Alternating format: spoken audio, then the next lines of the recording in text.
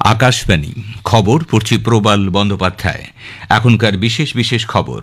প্রতিরক্ষা মন্ত্রক বলেছে যে অপারেশন সিন্দুর দেশের প্রতিরক্ষা ক্ষেত্রে একটি সন্ধিক্ষণ হিসেবে চিহ্নিত হয়েছে। এই অভিযান তিন বাহিনীর সমন্বয়, কৌশলগত গভীরতা এবং প্রযুক্তিগত আধিপত্যের প্রতীক। কেন্দ্রীয় স্বরাষ্ট্রমন্ত্রী অমিত শাহ অপারেশন সিন্দুরকে সন্ত্রাসবাদের বিরুদ্ধে লড়াইয়ে একটি ঐতিহাসিক মাইল ফলক হিসেবে অভিহিত করেছেন। অপারেশন সিন্দুরের অভূতপূর্ব জয়কে উদযাপন করতে জম্মু কাশ্মীর ও জাতীয় রাজধানীর বিভিন্ন স্থানে গতকাল তিরঙ্গা যাত্রার আয়োজন করা হয়। ভারতের মহাকাশ গবেষণা সংস্থা ইসরো একটি পিএসএলভি রকেট কেন EOS-09 উপগ্রহকে তার নির্দিষ্ট কক্ষপথে স্থাপন করতে ব্যর্থ হয়েছে কেন তা খতিয়ে দেখার জন্য একটি কমিটি গঠন করেছে।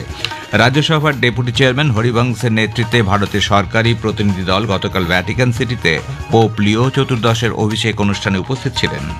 Gujarat Titans, Royal Challengers Bengaluru ও পাঞ্জাব কিংস IPL ক্রিকেটের প্লে অফে পৌঁছেছে। আসছে বিস্তারিত সংবাদে। প্রতিরক্ষা মন্ত্রক বলেছে যে অপারেশন সিন্দুর দেশের প্রতিরক্ষা ক্ষেত্রে এক গুরুত্বপূর্ণ সন্ধিক্ষণ হিসেবে চিহ্নিত হয়েছে। এই অভিযান তিন বাহিনীর সমন্বয়, কৌশলগত গভীরতা এবং প্রযুক্তিগত আধিপত্যের প্রতীক। বিদেশ মন্ত্রক সূত্রে জানানো হয়েছে, নিয়ন্ত্রণ রেখা পেরিয়ে পাকিস্তানের অভ্যন্তরে সন্ত্রাসবাদী পরিকাঠামো গুঁড়িয়ে দেওয়ার জন্য নির্ধারিত লক্ষ্যে অভিযান চালানো হয়েছিল।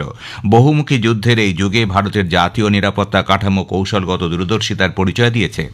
গোয়েন্দা সংস্থাগুলি নিশ্চিত করেছে যে 9টি বড় শিবির শেষ পর্যন্ত অভিযানের লক্ষ্যবস্তু হয়েছিল। ভারতের পাল্টা পদক্ষেপ ছিল সূক্ষ্ম পরিকল্পনা এবং গোয়েন্দা নেতৃত্বাধীন পদ্ধতির উপর ভিত্তি করে, যাতে সমান্তরাল ক্ষয়ক্ষতি এড়ানো যায়। ভারতীয় বায়ুসেনাও পাকিস্তানের সন্ত্রাসবাদী পরিকাঠামোর উপরে সঠিক আঘাত হানার ক্ষেত্রে গুরুত্বপূর্ণ ভূমিকা পালন করেছে। নূর খান এয়ারবেস এবং রেমেয়ার খান এয়ারবেসের মতো লক্ষ্যবস্তুতে অভিযান চালিয়েছে বায়ুসেনা। সেনাবাহিনীর এয়ার ডিফেন্স ইউনিটগুলি বায়ুসেনার সঙ্গে সমন্বয় রেখে কাজ করেছে। ব্যবহার করা হয়েছে দেশে তৈরির আকাশ ক্ষেপণাস্ত্র। নৌবাহিনীও MiG-29K ফাইটার জেট এবং হেলিকপ্টার সহ ক্যারিয়ার ব্যাটল গ্রুপ মোতায়েন করেছে। এটি সমুদ্রে উপযুক্ত নজরদারি নিশ্চিত করেছে। কেন্দ্রীয় স্বরাষ্ট্রমন্ত্রী অমিত শাহ অপারেশন সিন্দুরকে সন্ত্রাসবাদের বিরুদ্ধে লড়াইয়ে এক ঐতিহাসিক মাইল ফলক হিসেবে অভিহিত করেছেন। তিনি একে প্রধানমন্ত্রী নরেন্দ্র মোদীর রাজনৈতিক ইচ্ছাশক্তি ও ভারতীয় সশস্ত্র বাহিনীর বীরত্ব এবং ভারতীয় গোয়েন্দা সংস্থার দৃঢ় মানসিকতার একটি প্রমাণ হিসেবে উল্লেখ করেন। গত সন্ধ্যায় আহমেদাবাদে পৌর নিগমের 1,500 কোটি টাকারও বেশি কিছু উন্নয়ন প্রকল্পের উদ্বোধনের পর এক জনসভায় শ্রী শাহ বলেন, এই অভিযান শুধুমাত্র ভারতের প্রতিরক্ষা ব্যবস্থার শক্তি প্রদর্শন করেনি, বরং বিশ্বের সামনে পাকিস্তানকে সন্ত্রাসবাদের জন্য একটি নিরাপদ আশ্রয় হিসেবে উন্মোচন করেছে। সীমান্তে সন্ত্রাসবাদী কার্যকলাপের বিরুদ্ধে ভারতের কঠোর পদক্ষেপের উল্লেখ করে তিনি প্রধানমন্ত্রীর অটল অবস্থানের কথা স্মরণ করিয়ে দেন যে সন্ত্রাস এবং বাণিজ্য একসঙ্গে চলতে পারে না। পাকিস্তানের বিরুদ্ধে অপারেশন সিন্দুরের সাফল্য ও সশস্ত্র বাহিনীকে সম্মান জানাতে জাতীয় রাজধানীর বিভিন্ন স্থানে গতকাল বিজেপির পক্ষ থেকে তিরঙ্গা যাত্রার আয়োজন করা হয়। নতুন দিল্লি, জনকপুরী, নজফগড়, মাতালিয়া ও দ্বারকা সহ বিভিন্ন জায়গায় আজও এই যাত্রার আয়োজন করা হবে। নতুন দিল্লি কেন্দ্রের সাংসদ বাসুই স্বরাজ সমাবেশে বলেন, এই যাত্রায় মহিলারা ব্যাপক অংশগ্রহণের মাধ্যমে তাদের সমর্থন দিয়েছেন। অপারেশন সিন্দুরের প্রতি তাদের আস্থা ও বিশ্বাস জানিয়ে ভারতীয় সশস্ত্র বাহিনীর উদ্দেশ্যে ধন্যবাদ জ্ঞাপন করেছেন। भारत की मातृशक्ति आर्म फोर्सेस का धन्यवाद करने के लिए, आदरणीय प्रधानमंत्री श्री नरेंद्र मोदी जी का धन्यवाद करने के लिए आई है। सिंदूर केवल श्रृंगार का पर्याय नहीं, शक्ति का पर्याय है, शौर्य का पर्याय है और ऑपरेशन सिंदूर अब न्याय का संकल्प है। অপারেশন সিন্দুরের অভূতপূর্ব জয়কে উদযাপন করতে গতকাল জম্মু কাশ্মীরের রিয়াসি শহরের অগণিত মানুষ তিরঙ্গা যাত্রায় অংশগ্রহণ করেন। ভারতের গৌরবময় যাত্রার অংশ হিসেবে এই সমাবেশে অসংখ্য মানুষ সশস্ত্র বাহিনীর শৌর্য ও বীরত্বের প্রতি শ্রদ্ধা নিবেদন করেন।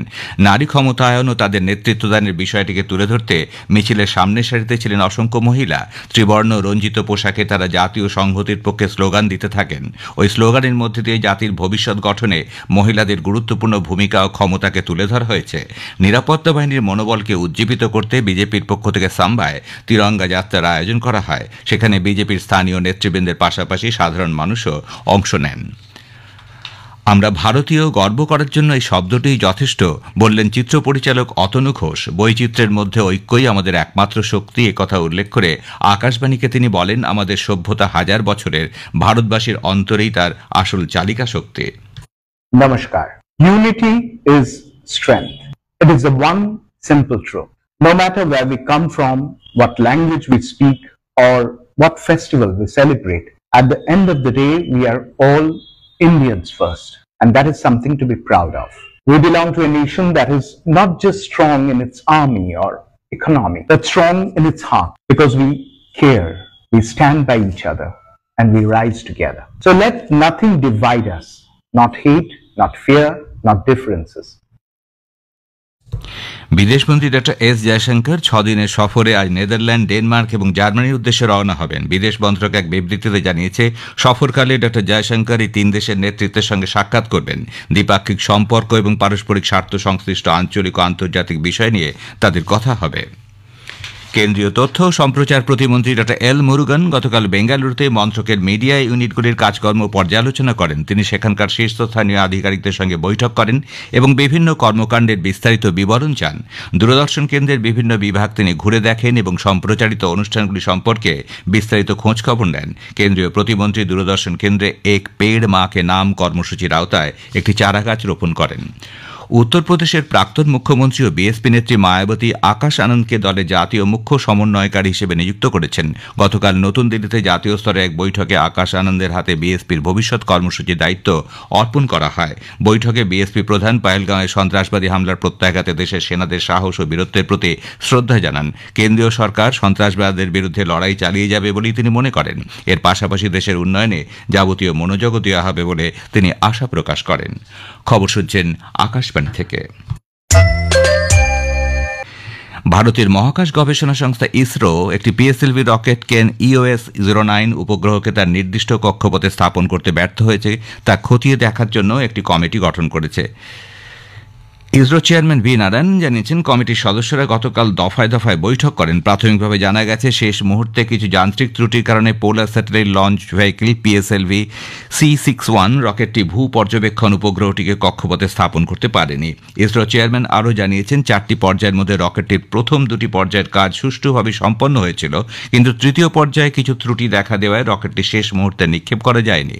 22 ঘন্টা কাউন্টডাউনের পর গতকাল ভোর 5:59 এই রকেটটি উপগ্রহকে কক্ষপথে স্থাপনের জন্য নিক্ষেপ করার কথা ছিল, যা শেষ মুহূর্তে বাতিল করতে হয়। সাংবাদিকদের প্রশ্নের উত্তরে ডক্টর নারায়ণন বলেন, ইসরো এবছর প্রত্যেক মাসে একটি করে মিশনের পরিকল্পনা নিয়েছে। আগামী দিনে মহাকাশের বিভিন্ন অভিযানের ক্ষেত্রেও তারা সাফল্য অর্জন করতে সক্ষম হবে বলেও তিনি আশা প্রকাশ করেন। রাজ্যসভার ডেপুটি চেয়ারম্যান হরিবংশের নেতৃত্বে ভারতের সরকারি প্রতিনিধি দল গতকাল ভ্যাটিকান সিটিতে পোপ লিও চতুর্দশের অভিষেক অনুষ্ঠানে উপস্থিত ছিলেন। তার সঙ্গে ছিলেন নাগাল্যান্ডের উপমুখ্যমন্ত্রী ইয়ান থুঙ্গপাটান। এর আগে প্রধানমন্ত্রী নরেন্দ্র মোদী এক সোশ্যাল মিডিয়া বার্তায় সর্বোচ্চ পদে উন্নীত হওয়ার জন্য পোপ লিওকে শুভেচ্ছা জানিয়েছিলেন। রোমানিয়ার মধ্যপন্থী নেতা বুকারেস্টের মেয়র নিকুসা ড্যান 54% ভোট পেয়ে সে দেশের রাষ্ট্রপতি নির্বাচিত হয়েছেন। তার প্রতিদ্বন্দ্বী অতি দক্ষিণপন্থী নেতা জর্জ সিমিয়ন পেয়েছেন 46% ভোট। এক সোশ্যাল মিডিয়া পোস্টে ড্যান বলেছেন, এটি অভূতপূর্ব ফলাফল। এই জয় প্রতিটি রোমানিয়াবাসীর, যারা নিজেদের কণ্ঠস্বর শুনতে চান। ইউরোপীয় ইউনিয়নের president Ursula von der Leyen Nicusor ড্যানকে এই জয়ের জন্য শুভেচ্ছা জানিয়েছেন। কেন্দ্রীয় কৃষিমন্ত্রী শিবরাজ সিং চৌহান এক জাতি এক কৃষি এবং এক দলের লক্ষ্যমাত্রা অর্জনের জন্য ICAR এবং কৃষির অন্যান্য অংশীদারদের সঙ্গে একসঙ্গে চলার আহ্বান জানিয়েছেন। চৌহান নাগপুরের সুরেশ ভাট অডিটোরিয়ামে বিকশিত কৃষি সংকল্প অভিযানের জন্য আয়োজিত এক সভায় বিদর্ভ অঞ্চলের কৃষকদের সঙ্গে আলোচনা করছিলেন। জাহাজ, বন্দর ও জলপথ মন্ত্রী সর্বানন্দ সোনোয়াল বলেছেন, জাহাজ চলাচল সংক্রান্ত কাজে মহিলাদের অংশগ্রহণ শুধুমাত্র সমানাধিকারের ব্যাপার নয়, এর সঙ্গে জড়িয়ে রয়েছে উদ্ভাবন, অধ্যাবসা এবং নতুন কৌশল আয়ত্ত করার বিষয়। এর সবই সামগ্রিকভাবে দেশের জাহাজ শিল্পের উন্নয়নের সঙ্গে জড়িত। ভারতীয় মৌসুম বিভাগ IMD আগামী 5-6 দিন উত্তর পূর্ব ভারত, হিমালয় সন্নিহিত পশ্চিমবঙ্গ এবং সিকিমে ভারী থেকে অতি ভারী বর্ষণের পূর্বাভাস দিয়েছে। বজ্র বিদ্যুৎ সহ ঝোড়ো হাওয়া বয়ে যাওয়ার সম্ভাবনা রয়েছে। Gujarat Titans, Royal Challengers Bengaluru এবং পাঞ্জাব কিংস IPL ক্রিকেটের প্লে অফে পৌঁছেছে। দিল্লির অরুণ জেটলি স্টেডিয়ামে গতরাতে IPL এর ম্যাচে গুজরাট টাইটান্স 10 উইকেটে দিল্লি ক্যাপিটালসকে হারিয়ে দেওয়ায় এই 3 দলের প্লে অফে ওঠা নিশ্চিত হয়েছে। IPL ক্রিকেটের গুরুত্বপূর্ণ ম্যাচে আজ লখনৌ সুপার জায়ান্টস সানরাইজার্স হায়দ্রাবাদের মুখোমুখি হবে। লখনৌয়ের একানা ক্রিকেট স্টেডিয়ামে খেলা শুরু হবে সন্ধ্যে 7:30টায়। শেষ করার আগে বিশেষ বিশেষ খবরের কিছু অংশ আবার পড়ছি। প্রতিরক্ষা মন্ত্রক বলেছে যে অপারেশন সিন্দুরের দেশের প্রতিরক্ষা ক্ষেত্রে একটি সন্ধিক্ষণ হিসেবে চিহ্নিত হয়েছে। এই অভিযান 3 বাহিনীর সমন্বয়, কৌশলগত গভীরতা এবং প্রযুক্তিগত আধিপত্যের প্রতীক। কেন্দ্রীয় স্বরাষ্ট্রমন্ত্রী অমিত শাহ অপারেশন সিন্দুরকে সন্ত্রাসবাদের বিরুদ্ধে লড়াই একটি ঐতিহাসিক মাইল ফলক হিসেবে অভিহিত করেছেন।